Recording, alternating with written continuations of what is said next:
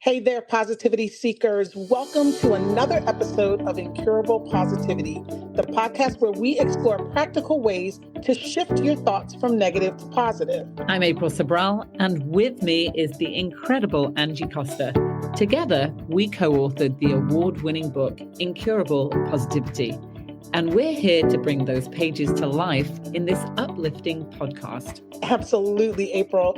Our mission is simple: to help you think and feel better. Life throws challenges our way, but it's how we respond that makes all the difference. Today, we've got some tactical tips to share with you that can truly transform your mindset. For more positivity, head to www.incurablepositivity.com. Stay positive, stay inspired. This is Incurable Positivity. Hey, Angie. How are you today? Hi, April. I'm fantastic. How are you? I'm pretty fantastic too. I'm feeling pretty incurably positive today. I wonder why. Well, it's because I've been having conversations with myself about time and just being reflective on it, because I just came out of a workshop where I trained 120 leaders about time, managing time, their relationship with time, and how we think about time. And, I think that there's a really good discussion here, because I don't know about you, but do you ever feel like you want more time? Oh, always, always. I think most of us probably feel like we don't have enough time to do all the things we either want to do or need to do. For me, it's more the things I want to do. I do find that I get done what I need to get done, but boy, oh boy, there's just always those little projects and things that you think about and you just go, oh, do I have enough time? Right. Well, and I think, just after spending an afternoon teaching time management and follow-up and how to prioritize, it was really interesting because we didn't start from that perspective. We started from a place of what's the relationship with time. And so I asked this question, which was really interesting, all the answers. It's quite funny. But I asked them to consider, like, if time was sitting at their dinner table tonight and time was a person, what would they say to time? Like, really, what is their relationship with time? And how would that look? What would they say? And so some of the comments were, this was hilarious. It was, me and time have got to go to therapy. We need to have a therapy session and have a conversation together. That was one. We got to work some stuff out. We got to work some stuff out, right? Then there was other ones of like, time, I just need more of you, please. Like, how can we work this out again? So like lots of conversations like this, right, happening. And it was really interesting because when you actually break down the self-chatter in our heads that we have around time and the anxiety that it causes us, half the time, it's more about the mindset around it versus knowing how to organize and prioritize ourselves. I think a lot of mental energy is spent around how we actually perceive time and talk about it to ourselves. I don't know. Thoughts? Yeah. See, this is such an important conversation, and I'm so glad that you're having it with industry leaders, with corporate leaders, because I think that those are some of the places where you can really see the impact of a better relationship with time, a better understanding of time, and more mastery and control over time. Like when I think about all the major corporations and how they impact society, our culture, commerce, all of that, but also all the people that these leaders are leading. I mean, if they can get a grasp on time and have a positive, healthy relationship with time, they can transfer that knowledge to hundreds of people that are, in their organizations and in their departments. I mean, that could have a massive sweeping effect, to be honest. I mean, imagine how that would affect customer service. I mean, the whole thing. So from a purely technical perspective, I think it's incredible that you're having this conversation with leaders. But I think every single one of us needs to ask this question. What do we think about time? How are we managing time? Because time is it's the one thing that equalizes us. We all get 24 hours in a day, right? Every single one of us. The rich can't buy another hour. The poor can't sell an hour. It's all equal. And it's the one thing that we can all really, truly control is how we relate to and manage time. Yeah, and it causes us a lot of anxiety, let's be real, right? Like when you've got a deadline to get done and you've got to get something in and you're looking at the clock and you're like, oh my God, I've got all of this to do and I only have this much time. And you're going into a state of anxiety, that can't be healthy for your body. We know what negative thinking and anxiety does to your health, your health, right? Like your energy levels, and chemically, actually, it's been proven in your body that it causes dis-ease, right? Which is disease. So yeah, dis-ease. Yeah, I love that because it's like, it just puts it where it needs to be. But, Oh yeah. right. So I was really thinking about this week, right? Like, how do I go into my week and make sure that I'm building a more positive relationship with time? And how do I shift the self-talk around time? And then how can I make time my best friend and work with me and for me? And so, yeah, that's what I've been kind of contemplating today. And I sit down on Sundays and I envision what I want my week to look like. And I was really envisioning what an hour felt like completing something, like as if it's already done. What does a day feel like when you've actually accomplished everything and it was easy breezy and you weren't feeling anxiety and you didn't feel the pressure and you just like check, just got it done. And I think there's something to be said for that, for visualizing before you go in to complete a task, so you can get your head in the right space. I don't know. Do you ever practice anything like that? That's really neat. I can't say that I've done that specifically. Like you, I do try to plan out my week and visualize the week. But wouldn't it be far more effective before each task to visualize the task?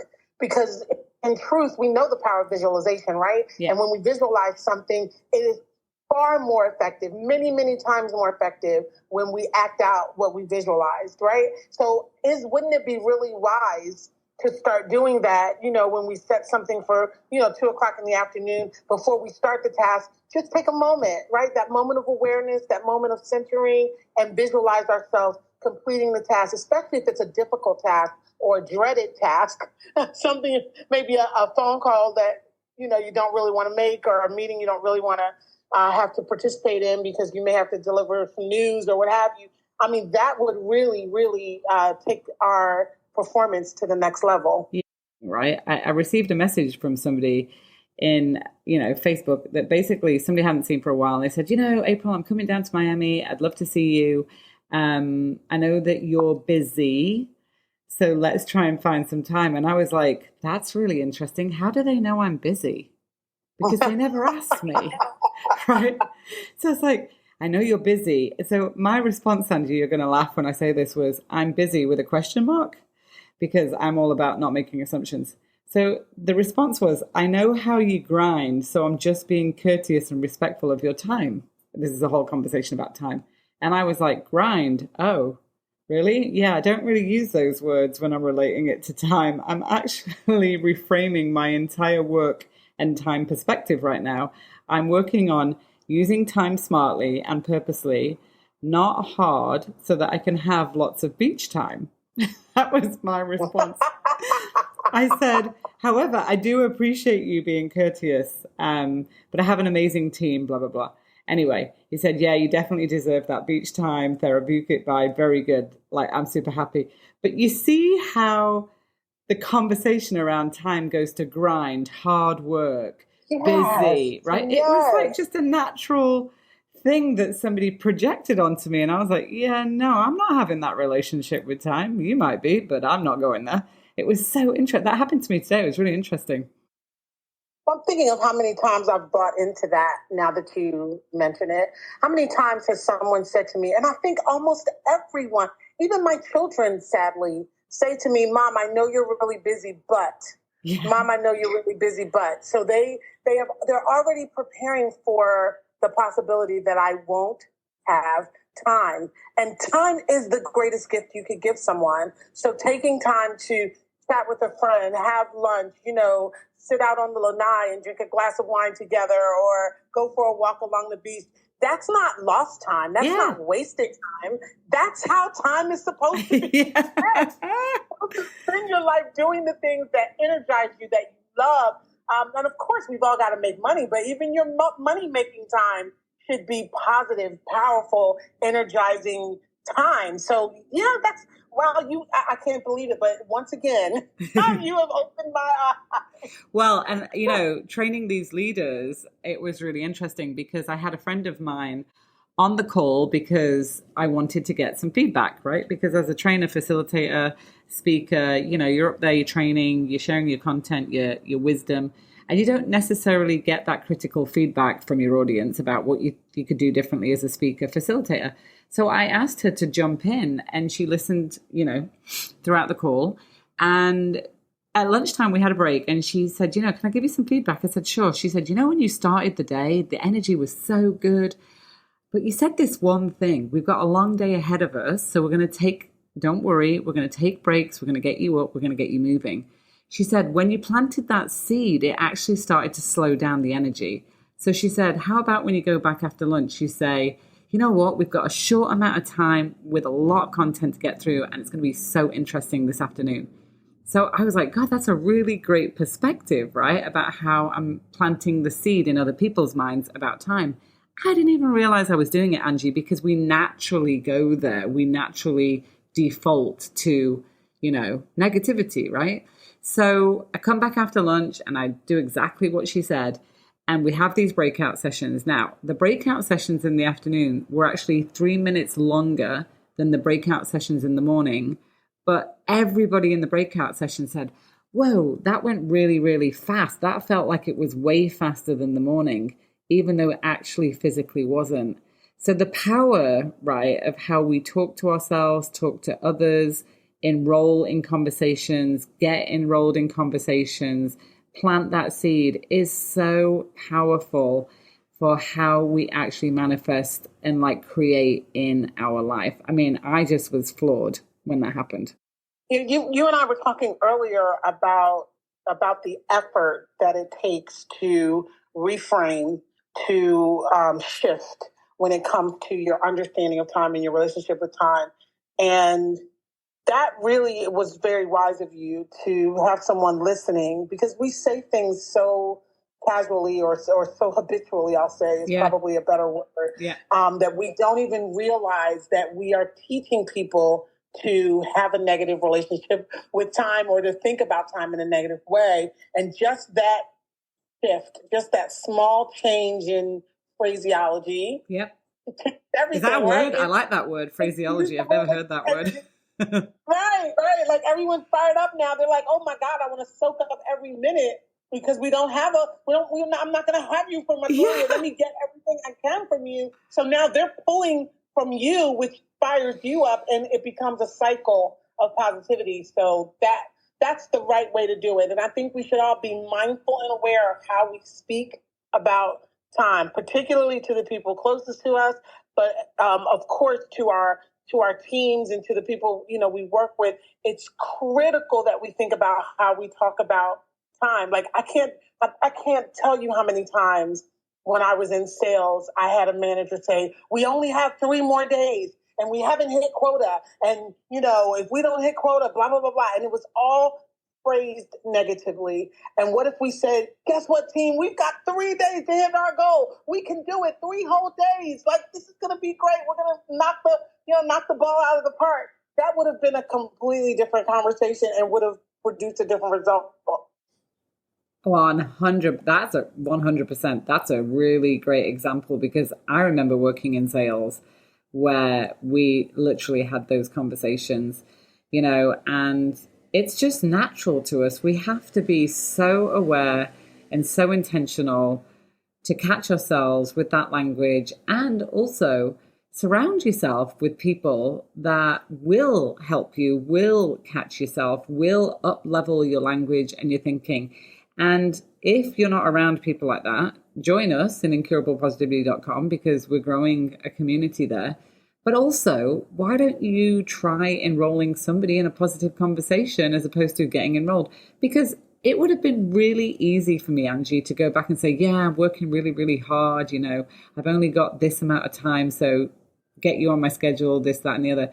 But yeah, no, I wasn't getting enrolled in that conversation. Grind, that's just not a word that I want to ingest or embrace around time, I mean, kudos to you for even being alert enough to understand that that really isn't a positive word.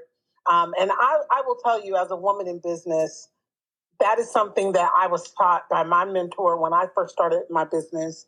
I was taught that this is a grind.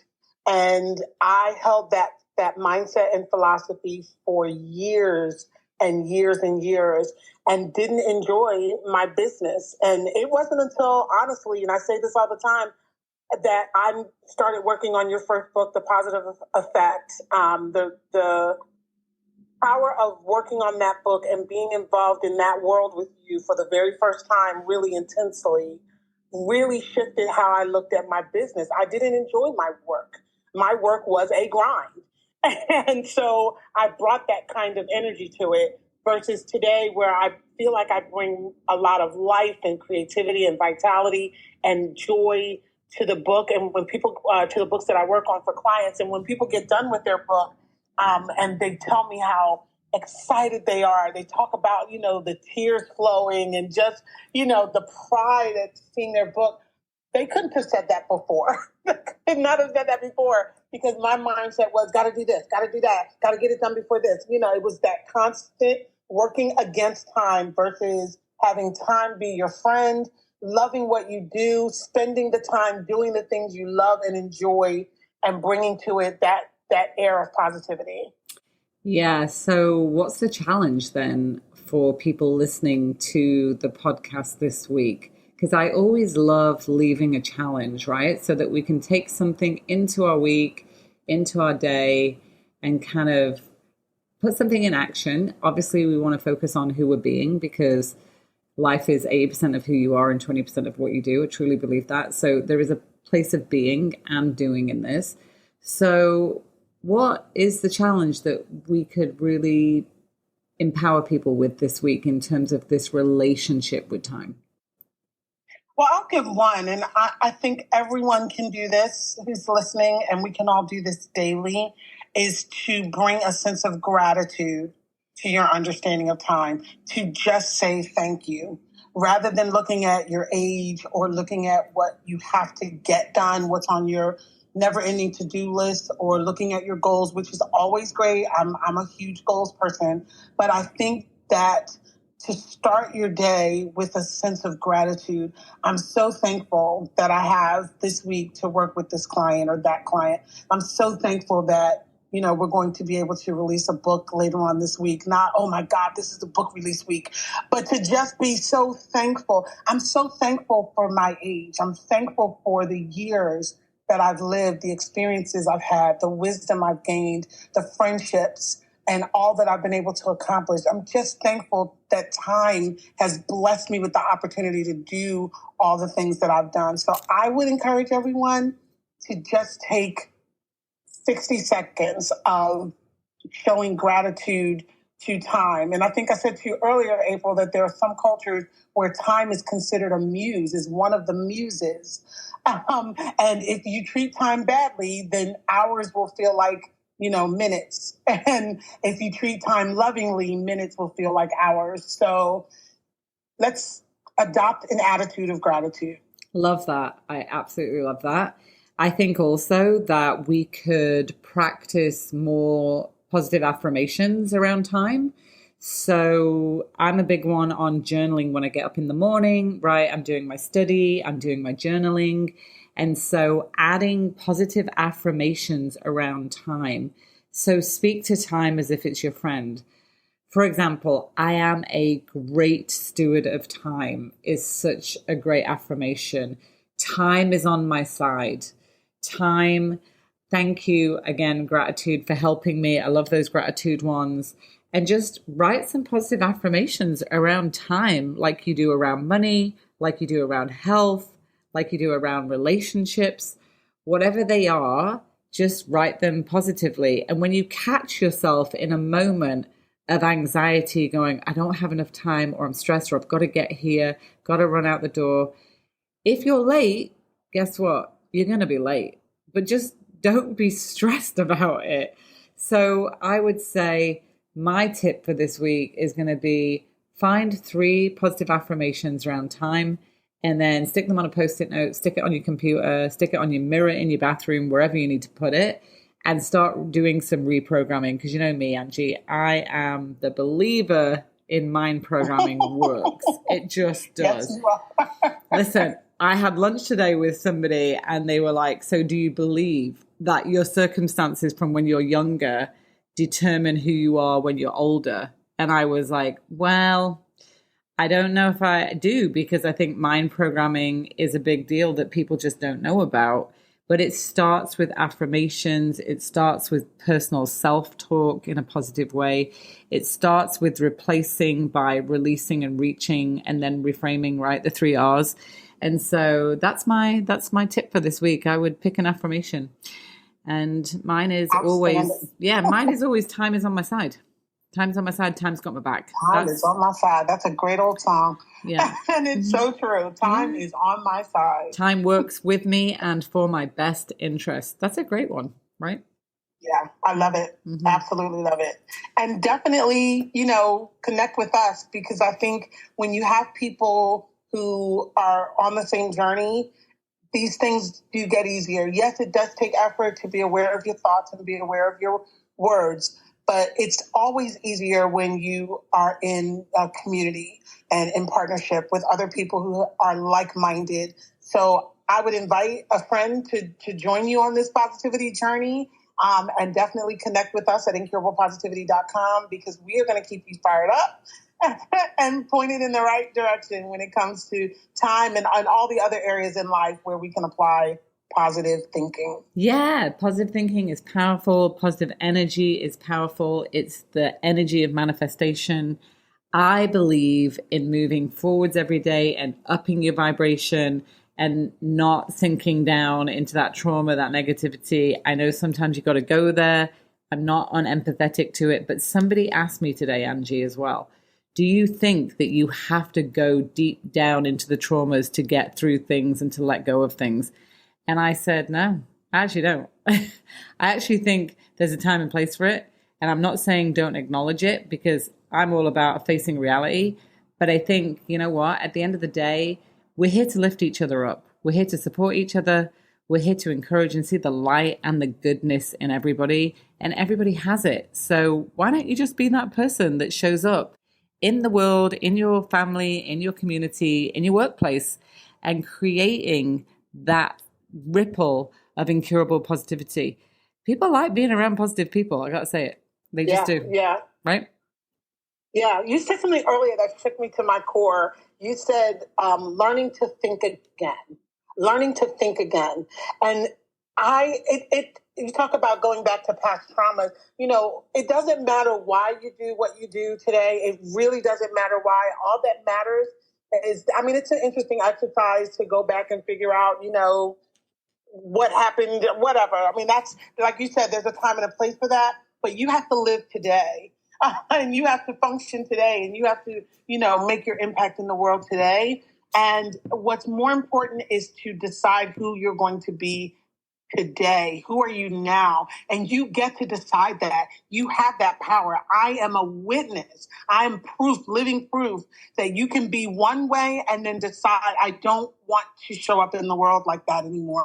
And that is what happened to me, is being the master of my own existence. And that was a powerful moment. So I would say, think again, like you've been taught to think or conditioned to think in one way for decades. And now it's time to think again and choose a new path. And yes, it will take effort in the beginning. I won't lie to you. It takes effort in the beginning to stay constantly aware. But boy, oh boy, does it get easier each day you make a decision to think a new thought to replace those old negative thoughts. Yep. And you know what? I'm going to wrap that up with this perspective, because somebody sent me this through Instagram today and I absolutely loved it. People send me memes all the time, really positive ones. And this one was great. because it speaks to what you just said about you get to choose every day and live every day for who you want to be. And it was a meme and it said, it was like Snoopy and Charlie Brown, right? Sitting on a dock. And Charlie Brown says, "We only live once, Snoopy." And Snoopy said, "Wrong. We only die once. We live every day."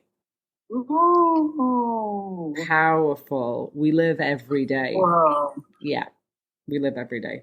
So with that, that's amazing. Right. So with that, we're going to wrap this up. You choose to live every day however you want to. And today we were talking about time and the relationship with time and how to have a better one, how to have a positive one. We hope this was supportive for you to do that. If you like this podcast, leave us some stars, leave us some reviews so other people can find it. And we will see you on another episode soon. If you love this episode, be sure to hit that subscribe button, leave us a review, and head over to incurablepositivity.com where you can get access to lots more resources, the community, and myself and Angie, where we go live with book club and talk about everything positivity. We love you, we appreciate all of you, and until next time, stay positive.